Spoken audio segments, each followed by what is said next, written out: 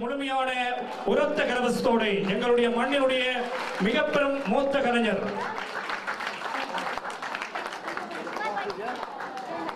இந்த மேடையிலே இசை நிகழ்ச்சி இடம்பெற்றது. இதே போன்றுதான் ஒரு காலத்திலே யாழ்ப்பாண மண்ணிலே தமிழராட்சி மாநாட்டிலே இவரும் ஒரு சிறுவனாக இளைஞனாக நின்று அங்கே இசையமைத்துக் கொண்டவர். பல மேடைகளில் இசையமைத்து எமது மண்ணுக்கும் எங்களுடைய தேசத்திற்கும் பெருமை சேர்த்துக் கொண்டிருக்கின்ற மூத்த இசைக்கலைஞர் ஜால் சீலன் அவர்கள் இப்பொழுது பிரதம விருந்தினராக இணைந்திருக்கின்றார். அவர் இந்த நிகழ்ச்சி தொடர்பாக என்ன சொல்கிறார் என்று கேட்போம். இப்பொழுது அவரது பிரதம விருந்தினர் உரை இடம்பெறும்.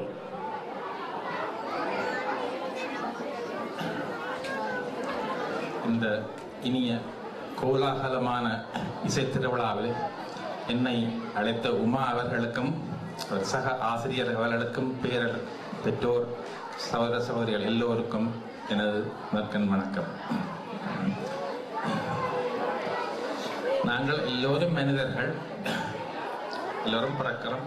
என்ன மாதிரி ஒரு விதமான பிரயோசனமும் இல்லாமல் பிறந்துட்டு அப்படியே செத்து போகிறோம். ஆனால் ஒரு சிலர் மாத்திரம் பிறந்து அபூர்வ பறவைகளாக பிறந்து இத்தனையோ அதிசயங்களை செய்து உலகத்துக்கு தங்களை யார் என்று அறிமுகப்படுத்தி அதே நேரத்திலே அந்த அதிசயங்களை மற்றவர்களும்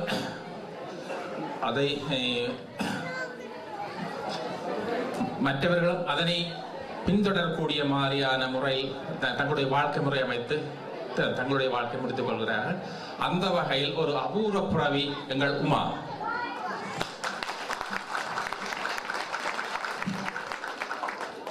இசை பிள்ளைகளுக்கு இசை படிப்பிப்பதுன்றது சாதாரணமா எல்லாரும் செய்வது ஒன்றுதான்.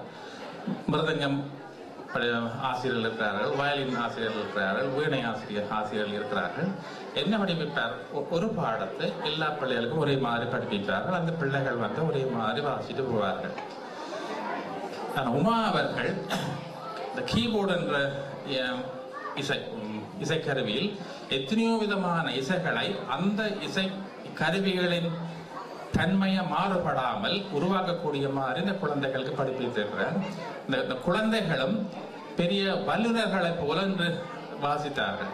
விசேஷமாக சொல்ல போனால் 90களுக்கு பிறகு சினிமாவில் வந்து கம்ப்யூட்டர் என்றது அறிமுகப்படுத்தப்பட்டு பல இசை படிவங்கள் எல்லாம் வந்து கம்ப்யூட்டர் மூலமாக செய்யப்பட்டிருந்தது. எஸ்பெஷலி அந்த தாள வாத்தியங்கள் எல்லாம் வந்து அப்படி லூப்ஸ் வந்து வாங்கலாம். அதை அவர்கள் பேக்ரவுண்ட் மியூசிக்கில் போட்டுட்டு அதுக்கு மேலே பாடுவார்கள். பாடும் பொழுது கூட ஒரு பாடகர் ஒரு பாடல் முழுமையாக பாடுவதில்லை, ஒரு துண்டு துண்டா பாடுவார்கள்.